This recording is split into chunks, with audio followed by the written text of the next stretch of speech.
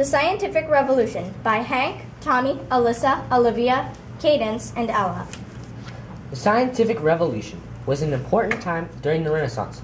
But what really was it, and what really made it a revolution? The scientific revolution began in the Middle Ages.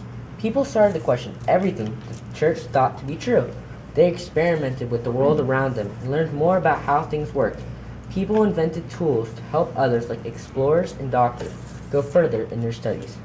Knowledge grew and people understood more about physics, astronomy, chemistry, and medical training. What really makes this part of the Renaissance a revolution is the thought that everyone stopped waiting for things to change.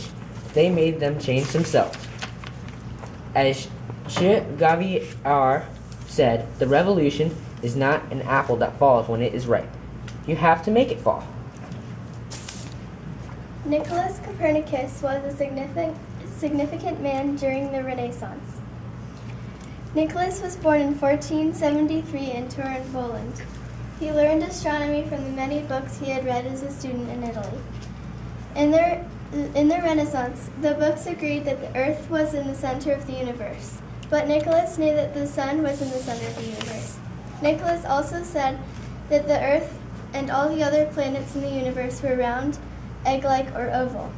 Nicholas said that the Earth's point of the orbits weren't perfect circles. He published it in 1543 and died the same year. Galileo was the first to make the telescope.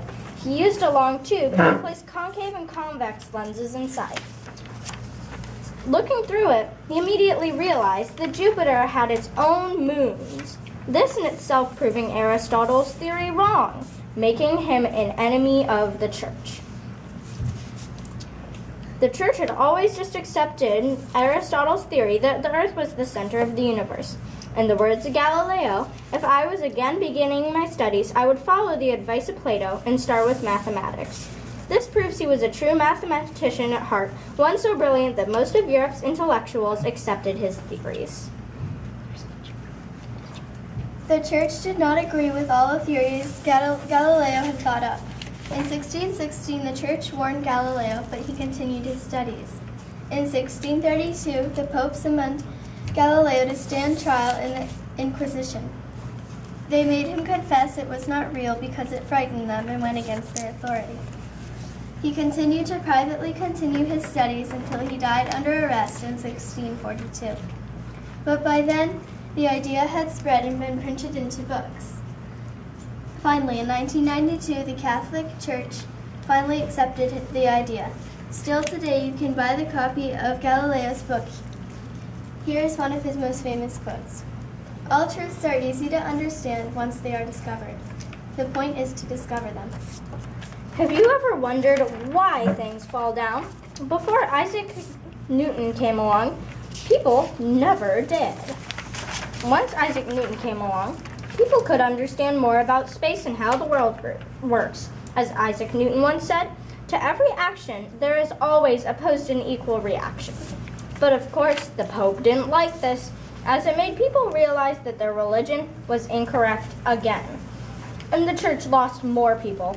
The Pope, of course, was quite mad at Isaac Newton for discovering how gravity works and why things fall down. But all in all, it turned out well. It led to other scientists' discoveries and made the world a better place. What is the scientific method and when was it introduced? The scientific method is a logical procedure where you gather information. A scientific method is an experiment to prove if you're right or wrong. The scientific method was invented by Copernicus, Kepler, and Galileo. It's good for seeing where you've been. It's good for testing the truth of what you think you know, but it can't tell where you ought to go. Robert M. Pirsig.